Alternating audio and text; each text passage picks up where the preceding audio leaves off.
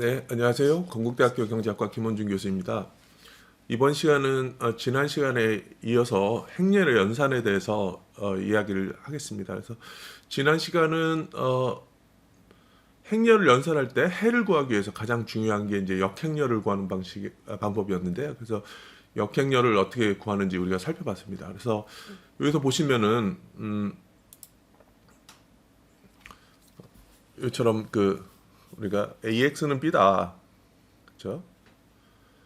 이렇게 됐으면 그냥 우리가 그냥 일반 이게 숫자라 그러면은 그냥 x는 b 나누기 a다 이렇게 된다 그랬죠. 그렇게 해서 구할 수가 있는데 행렬은 그렇게 못한다는 얘기죠. 행렬은 이렇게 바로 못하고 x에 대해서 정리하려면은 이제 요 a 앞에다가 역행렬을 곱해서 a의 역행렬을 곱해서 이렇게 하고, 자 그러면 왼쪽에 역행렬을 곱했으니까 오른쪽에도 a 역행렬을 같이 곱해야 되죠. 그러니까 결국에는 행렬에서는 나눈다는 개념이 없어요. 곱하는 거예요. 그렇죠? 곱해서 없어지는 거예요. 그러니까 일반적인 산수에서는 나눠서 없애주는데 여기는 곱해서 없애주는데 이 a의 역행렬을 곱해줌으로 인해서 a를 없앨 수가 있는 거죠. 그래서 보면은 a의 역행렬 곱하기 a 이렇게 되면 이제 아이덴티티 매트릭스가 있거든요. 아이덴티티 매트릭스의 단위 행렬이라는 것은 이 대각선에 다 1이 있고 나머지는 다 0들이 있는 거. 뭐 이렇게 된 게 이제 그 아이덴티티 단위 행렬이라고 그러고요. 결국에는 요것이 단위 행렬이랑 다른 거랑 곱하면은 그냥 자체가 되는 거예요. 그러니까 예를 하나 들어볼게요.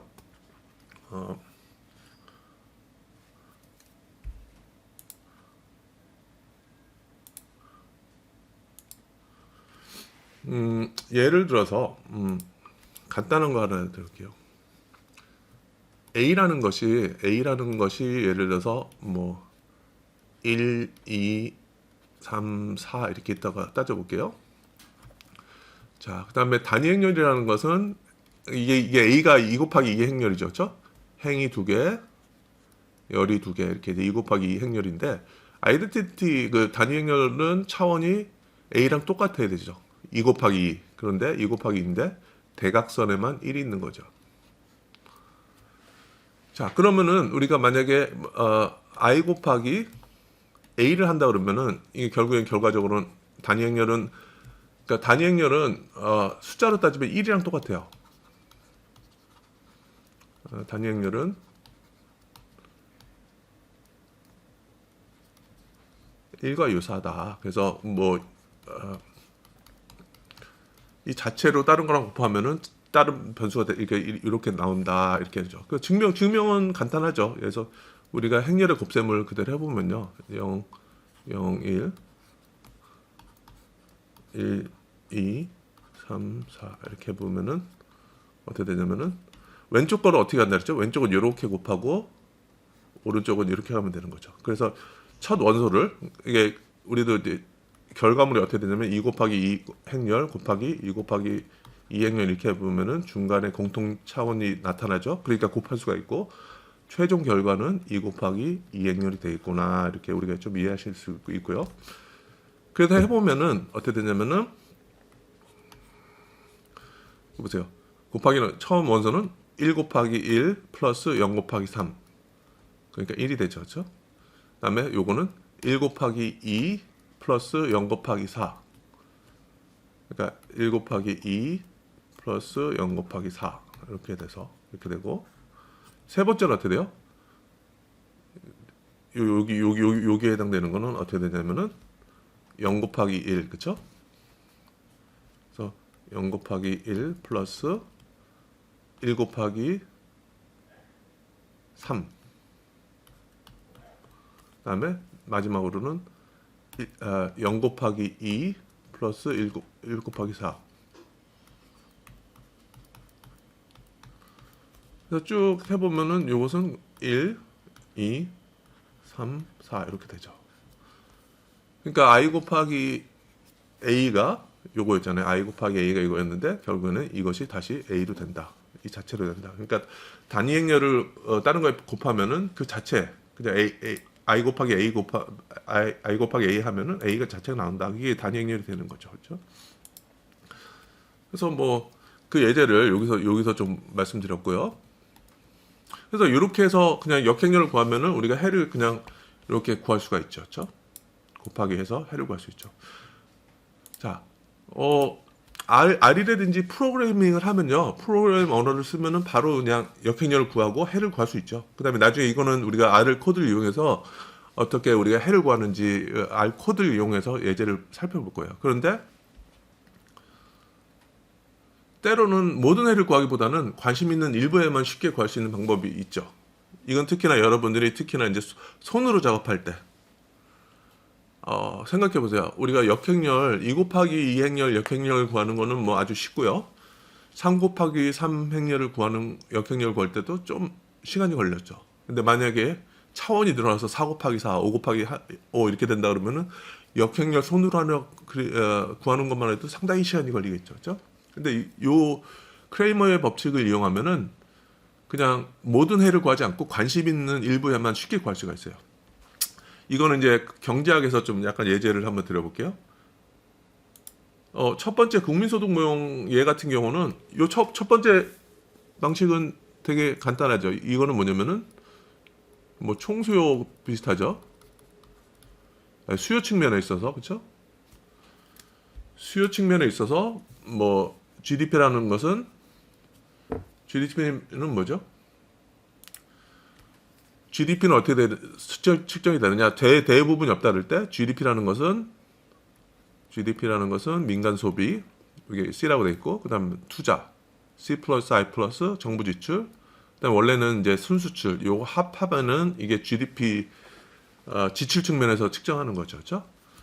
자, 그래서 GDP 방정식이구나 그 수요 측면에서 요거구나 좀 이렇게 돼 있고요.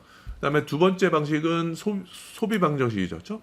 그래서 소비라는 것은 가처분 소득의 함수다. 애프터 텍스. 그러니까 여러분들 소득에서 세금을 제한 나머지에 이렇게 되고 그다음에 알파라는 부분은 뭐냐면은 이것은 여러분들 가처분 소득과 무관한 지출이 있을 수 있죠. 그렇죠? 여러분들 가처분 소득이 0이라고 해도 여러분들이 어쨌든 소비해야 되는 부분. 그렇죠? 또는 가처분 소득이 없더라도 여러분들이 부모한테 받은 돈이라든지 그걸로 인해서 소비되는 부분을 알파로 설명되는 거죠. 그다음에 베타라는 것은 가처분 소득에 따라서 여러분들이 소비가 변화하는 민감도죠. 이거를 뭐라 그러냐면 한계 소비기 성향이라 그러죠.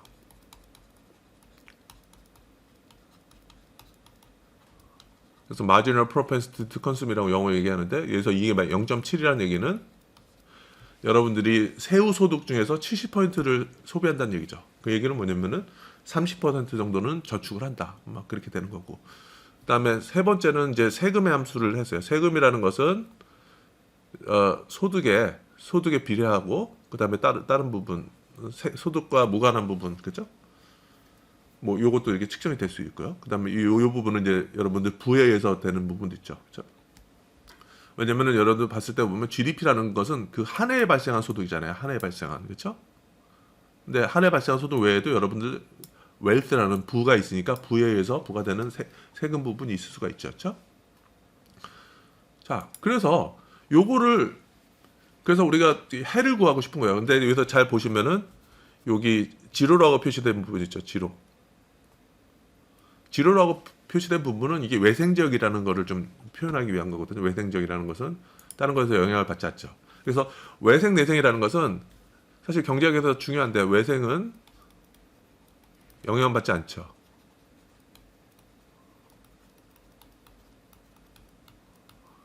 자, 내생적이라는 것은 뭐에 대해서 영향을 받죠.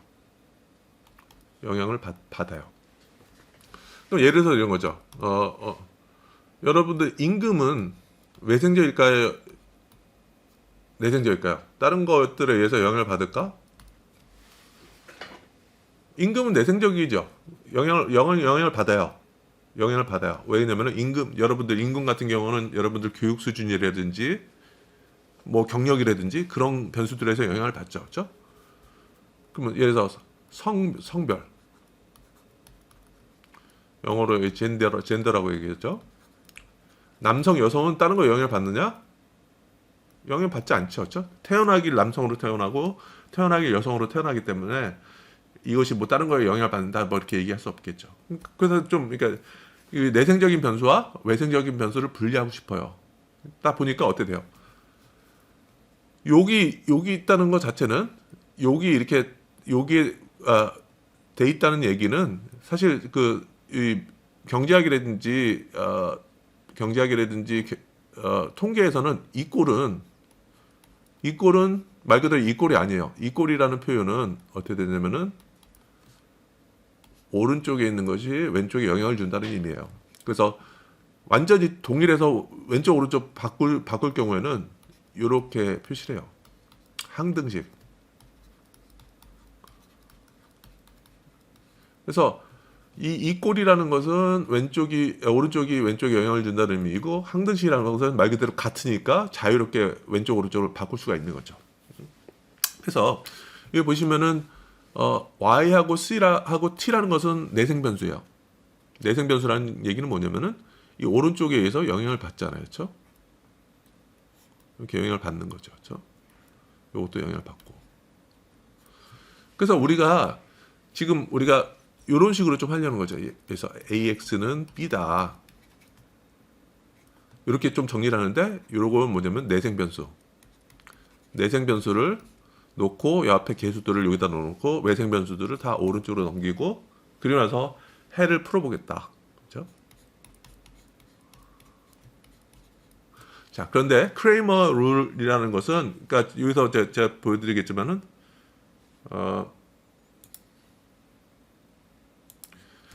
크레이머의 법칙이라는 것은 1750년도에 만들어진 어떤 공식이네요. 그죠? 역사는 되게 오래됐는데 상당히 유용하죠. 그렇죠? 그래서 이걸 어떻게 하는지 한번 보여드릴게요. 그래서 내생 변수는 y하고 c하고 t도 있다. 그러니까 이걸 y, c, t 형태로 정리를 하고 그러니까 여기서 ax 이꼴 b 형태로 내생 변수를 왼쪽에다 놓고 외생 변수를 오른쪽으로 넘기기 위해서 yc 형태로 정리를 하자 이거죠. yct 형태로. 자, 그럼 어떻게 될까요? 이거 넘기면 어떻게 돼요? y는 c, i, g는 그냥 정리하면 이렇게 되겠죠. y 마이너스 c 그다음에 yct였으니까 그 변수대로 다 변수를 나열시켜야죠. 근데 t가 없으니까 0 곱하기 t라고 놓고 그러면은 i0 플러스 g0 이렇게 남겠죠. 이런 것처럼. 그렇죠? 두 번째는 어떻게 될까요? 요거는 y 형태로 정리를 하면은 뭐 어떻게든 할 수 있어요. 그러니까 뭐냐면은 여기처럼 마이너스 베타 y를 그러니까 요 y를 왼쪽으로 넘길 수도 있고 또는 그냥 베타 y 마이너스 c 이렇게 해서 이렇게 부호를 바꿀 수도 있죠. 그렇죠? 그러니까 뭐 그거는 어떻게든 상관없는데 여기서는 이제 왼쪽으로 넘겨서 했죠. 그렇죠? 그래서 베타 y를 왼쪽으로 넘기면 마이너스 베타 y가 되고 그다음에 c는 그냥 이렇게 c 있고 그다음에 t라는 것도 마이너스 베타 t인데 왼쪽으로 넘기면은 그냥 플러스 베타 t 이렇게 돼 있고 나머지는 오른쪽에 있는 거는 그냥 여기다 알파에다 남겨줬고 그렇죠? 그다음 마찬가지로 요것 같은 경우도 요것도 이제 다 왼쪽으로 넘겼네요. 그래서 마이너스 델타 y 그다음에 c가 없으니까 0 곱하기 c를 표시를 해주고 그다음에 t를 이렇게 놔두고 그렇죠? 그러면은 오른쪽에 요것만 남는다 그렇죠? 자, 그러면 행렬은 어떻게 구성하냐? 행렬은 어떻게 구성하냐면은 행렬은 이렇게 있을 때 우리 계산을 어떻게 한다 그랬죠? 행렬은 곱하기는 요거는 요렇게 요런 방향으로 하고 이건 요런 방향으로 계산한다 그랬죠. 그러면 요거 그냥 딱 놓으면은 이거 y 계수 순서대로 이렇게 해주면 되고 c라는 것은 마이너스 1 그다음에 1 그다음에 0 그다음에 0 베타 1이죠. 그렇죠? 0 베타 1 그다음에 순서대로 y, c, t 이렇게 하면 된다. 그렇죠? 자, 그래서 지금 보여드리는 게 여기 있잖아요. 여기에 해당되는 거죠. 여기에 해당되는 거죠. 그다음에 오른쪽에 있는 거 첫 번째 방정식은 i0 플러스 g0가 이렇게 나오고 두 번째 식은 알파 들어가고 감사합니다. 그다음에 세 번째는 세 번째는 감마 이렇게 들어가고 그렇죠? 그래서 이렇게 해서 행렬을 구성을 한 거죠. 그렇죠? 자, 그 다음엔 어떻게 되죠? 자, 크레이머의 법칙이라는 것은 뭐냐면요. 이런 식에서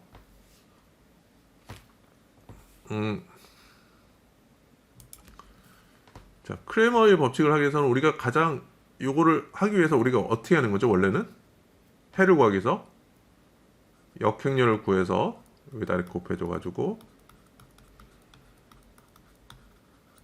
그래서 이 A 역행렬과 A 하면은 단위 행렬 아까 단위 행렬이 뭐라 그랬죠? 대각선에만 1이 있고 나머지가 0이 있는 거죠. 그러면 IX는 A의 인버스 B 그래서 X 값이라는 것은 A의 역행렬에다가 B를 구하면 된다 이렇게 된 거죠. 그렇죠? 자, 그러면은 우리 역행렬 구하는 게 시간이 되게 많이 걸렸잖아요. 그러니까 요거는 어떻게 되냐면은 이걸 푸는 방법은요.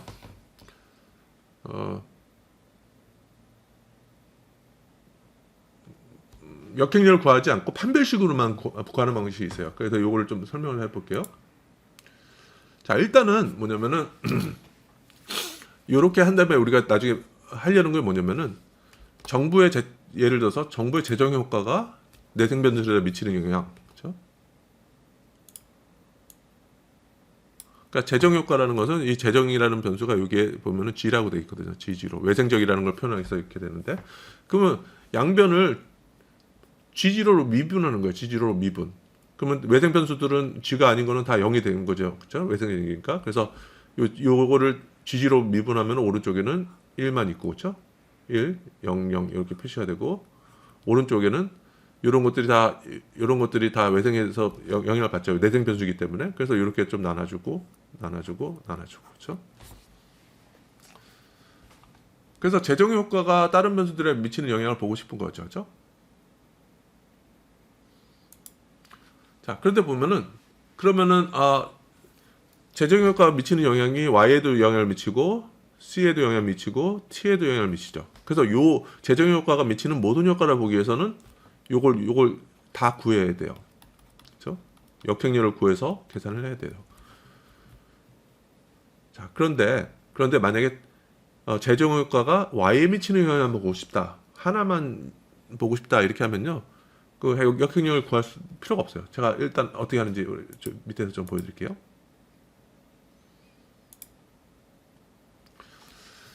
자, 요거를 요 행렬을 A라 그러면요. 우리가 크레이머의 법칙을 이용하기 위해서는 일단은 A의 행렬식을 구해야 돼요. 요거 A의 행렬식. 행렬식 어떻게 구하죠? 아무 행이나 아무 열을 선택하라 그랬죠. 그래서 뭐냐면은 저는 이 행렬식을 구하기 위해서 판별식을 구하기 위해서 요거하고 요 행을 선택할게요. 1, -1, 0. 그렇죠? 어떻게 썼죠? 자, 첫 번째는 뭐냐면 1을 선택하죠.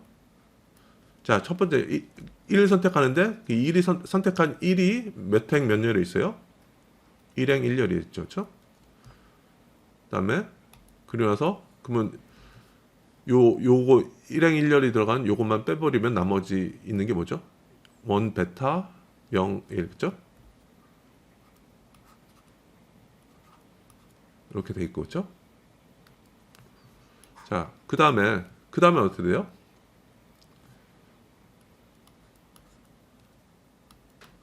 자, -1을 선택하면 어떻게 돼요? 몇 행에 몇 열이죠? 1행에 2열이다. 그렇죠?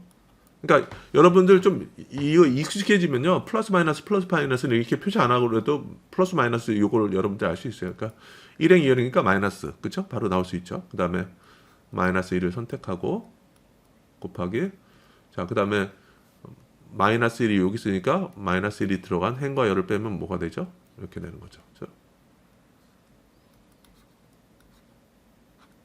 베타 그다음에 마이너스 델타 1 이렇게 돼 있고 그렇죠?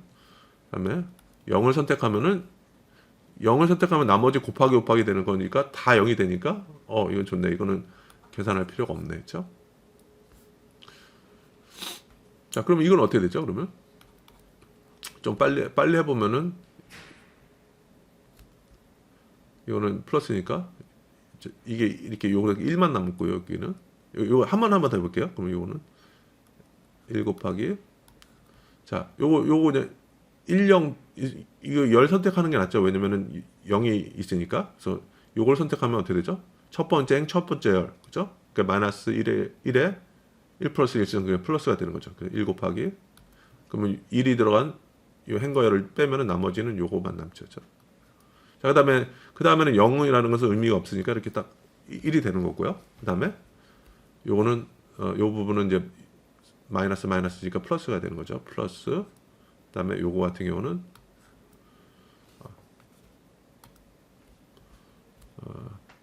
요거 한번 해볼게요. 마이너스 베타 요거는 1행의 1열이니까 그냥 놔두고 그렇죠? 곱하기 1 그다음에 요거는 베타는 이게 1행의 2열이니까 부호는 마이너스가 되죠. 그래서 마이너스 베타 하고 마이너스 베타 그다음에 요거 빼주면은 마이너스 델타 남는 거죠.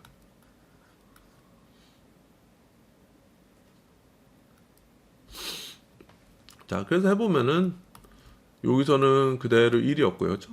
1 그다음에 마이너스 베타 요거는 플러스 되니까 플러스 베타 델타 이렇게 나오는 거죠. 이렇게. 오케이. 그래서 보니까 요거를 A라 그랬을 때 A의 판별식은 마이너스 베타 1 마이너스 베타 플러스 베타 델타라고 나왔다. 판별식을 그냥 자코비안 디터미넌트라서 이렇게도 표시한다 그랬죠. 자, 그래서 여기서는 우리가 역행렬을 구할 때는 이 다음에 어떻게 됐었죠? 원래는 원칙적으로는 역행렬은 어떻게 구했냐면은 우리가 지난 시간에 보면은 역행렬이라는 것은 판별식을 구해야 되고 그러니까 요게 A라 그러면은 A의 판별식을 구하고 그다음에 뭐라 했었죠? 부수행렬. 그래서 이 부수행렬을 구하고 그다음에 그 이거의 전치인 전치행렬을 구했었고요. 그래서 이 전치행렬을 자큐번 또는 판별식으로 나눠주면 이 역행렬이 쭉 나왔었죠.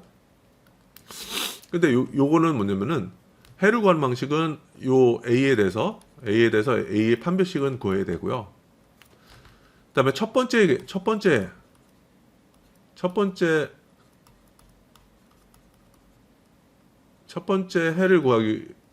해를 구하기 위해서는요.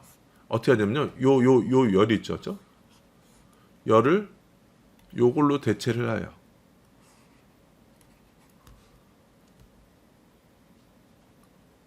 그래서 오른쪽 열을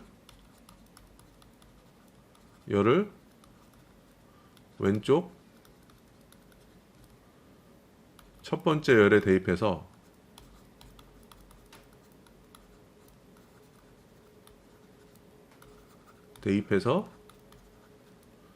판별식을 구해야 하는 거예요.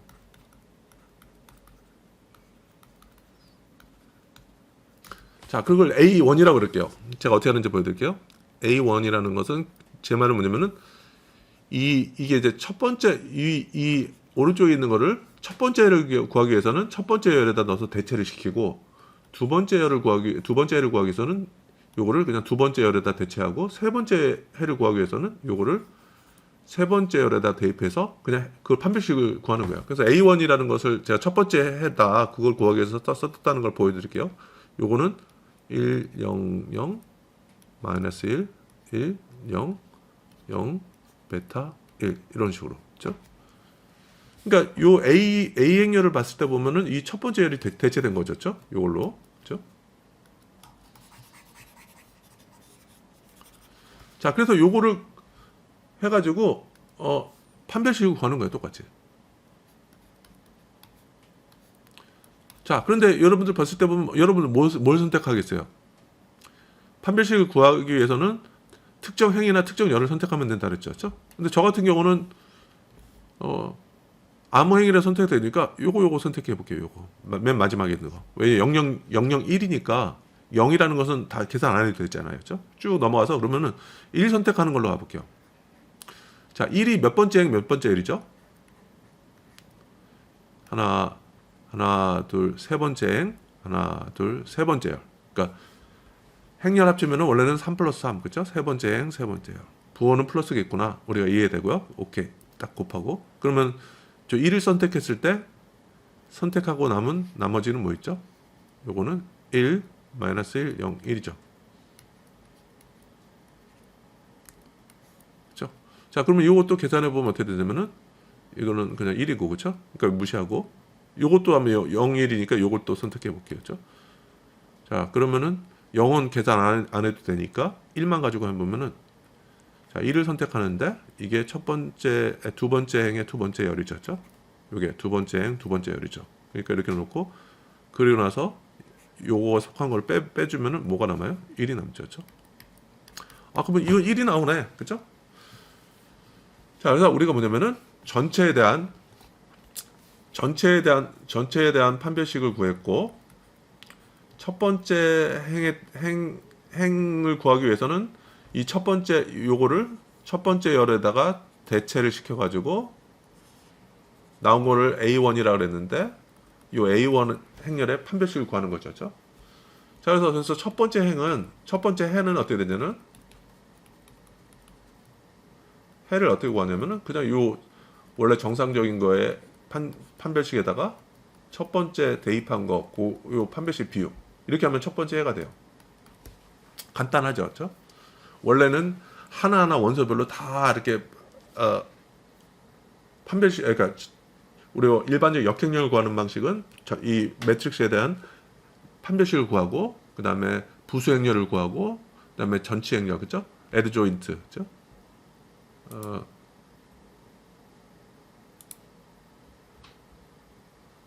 그죠? 부수행렬, 그죠? 이런 거 구하고 다 이렇게 해서 이렇게 했었는데, 요거 이제 크레이머 법칙을 쓰면 그렇게 다 구할 필요는 없고, 그냥 요거에다가 첫 번째는 요거를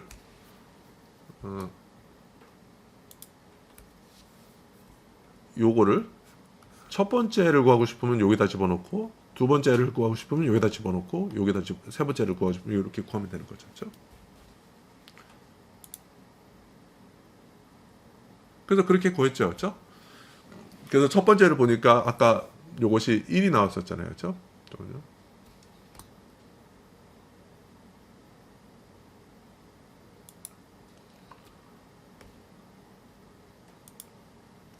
그래서 이렇게 나눠주면 답이 나오는 거죠. 자, 그 다음에 두 번째는 어떻게 구하는지 한번 여기서 한번 볼게요. 요 중에서 첫 번째를 구하기 위해서 아까 첫 번째를 그러니까 정부 지출이 소득에 미치는 영향을 보기 위해서는 이 첫 번째 열을 여기 첫 번째에다가 대입을 해서 이렇게 판별식 구해서 비율로 했었잖아요. 그렇죠? 자, 그러면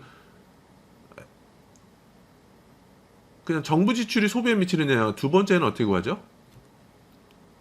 자, 아까 봤을 때 이 전체에 대한 판별식은 이렇게 돼 있었어요. 자, 그다음에 그러면 정부 지출이 소비에 미치는 영향을 구하기 위해서는 요거를 어디다 집어넣느냐? 두 번째를 구하기 위해서는 여기다 집어넣으라는 얘기죠. 그래서 그거에 대한 판별식을 구하라는 얘기죠. 자, 보세요. 1 마이너스 베타 마이너스 델타 1 0 0 0 베타 1, 그렇죠? 자, 이거 판별식 어떻게 구하죠? 그래서 이게 두 번째 해를 구하는 거니까 이걸 A2라고 그러면은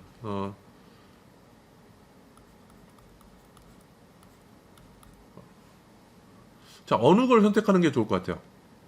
계산하려면은 아무 행이나 아무 열을 선택할 수 있다 그랬죠. 근데 제가 말씀드린 것처럼 0이 많은 거를 선택할수록 좋은 거죠. 그렇죠? 그래서 저는 그냥 두 번째 열을 선택을 해볼게요. 그래서 1을 선택하는데 요거 부호는 어떻게 돼요? 1을 선택했을 때 부호는, 자, 이게 몇 번째 행 몇 번째요? 첫 번째 행의 두 번째 열. 그래서 부호가 행과 열의 합이 홀수니까 마이너스겠구나. 그렇죠? 이렇게 놓고, 자, 그 다음에 어떻게 되죠? 1이 속한 행과 열을 삭제하면 뭐가 남죠? 마이너스 베타 마이너스 델타 1 이렇게 남겠죠. 자, 그 다음에 나머지는 어떻게 돼요? 걱정 안 해도 되죠. 밑에는 0이니까 곱하기 하면 다 0이 돼버리니까, 그러면 요것만 남으면 되죠. 그렇죠? 그러면은 일단 마이너스 1 해놓고 그 다음에 또 어떻게 하죠? 요거는 마이너스 베타를 선택했을 때 부호는 어떻게 돼요? 마이너스 베타 앞에 1행 1열이니까 그 부호 자체는 플러스니까 그대로 이제 마이너스 베타 뽑으면 되죠. 그러면은 그 다음에 마이너스 베타가 있는 부분을 행과 열을 제외하고 나면은 남는 게 1이다. 그렇죠? 이렇게 되놓고 그 다음에 플러스 베타. 그죠? 베타 잠깐만요. 여기 좀 공간이 좁아가지고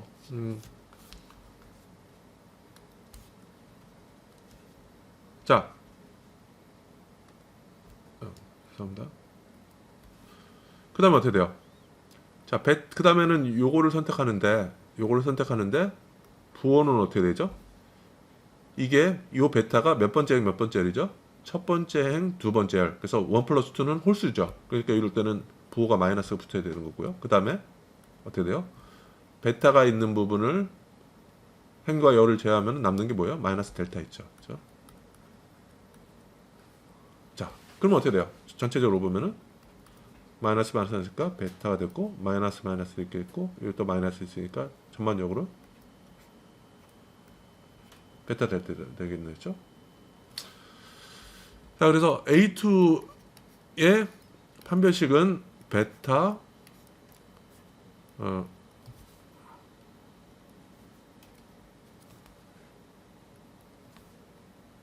1 마이너스 델타가 될 거예요. 이거는 이제 전반적으로 보면은 이거는 이제 0보다 크겠죠. 왜냐면은 그래서 베타라는 것은 한계 소비 성향이라서 0과 1 사이에 있을 테고 델타라는 것도 보면은 소득에 대한 세율이잖아요. 세율. 그러니까 델타도 뭐 이렇게 0과 1 사이겠죠. 그래서 1 마이너스 델타는 0보다 크고 베타는 0보다 크니까 뭐 이렇게 될 테고 그다음에 제코비안 요거는 부호가 어떻게 될까요? 요거는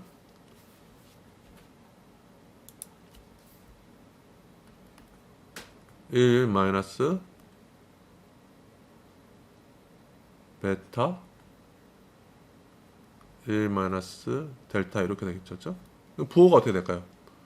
요거는 플러스고 그죠?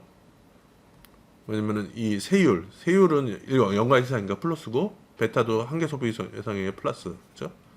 근데 어쨌든 간에 요 자체는 전체적으로 봤을 때는 1보단 작겠죠. 그러니까 이거는 0보다 크겠죠. 그러니까 결국에는 우리가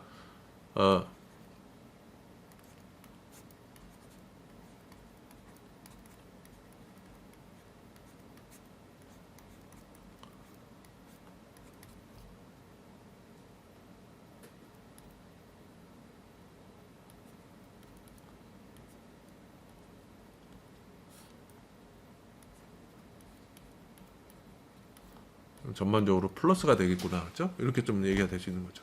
그래서 정부 지출이 늘어나면 소비도 늘어날 수 있다. 물론 이 모형 내에서는 그렇죠? 그래서 지금 여기 보여드리는 것처럼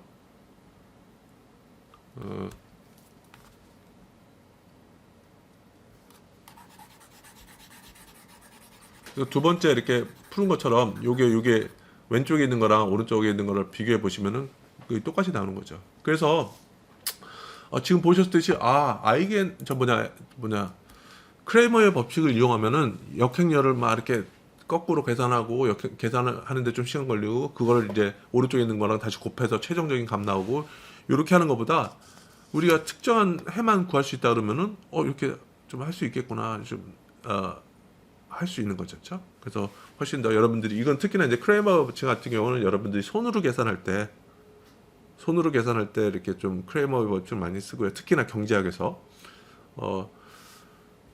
프로그래밍에서는 사실 그냥 역행열 구해서 말 그대로 역행열과 gov하는 것도 나중에 보면은 그냥 solve라는 명령어 쓰면요 그냥 행렬 자동으로 계산할 수 있어요. 근데 지금까지 행렬과 크레머 행렬의 역행열 그다음 크레머 법칙이 했던 거는 이렇게 다양하게 할 수 있다는 거. 특히나 크레머 법칙은 경제학에서 많이 씁니다. 손으로 푸는 문제에 대해서. 그래서 원래는 고유과까지 오늘 수업을 하려고 했는데 수업 시간이 길어질 것 같아서 크레머 법칙까지만 하고 고유 벡터 부분은 다음 시간에 하겠습니다. 네, 감사합니다.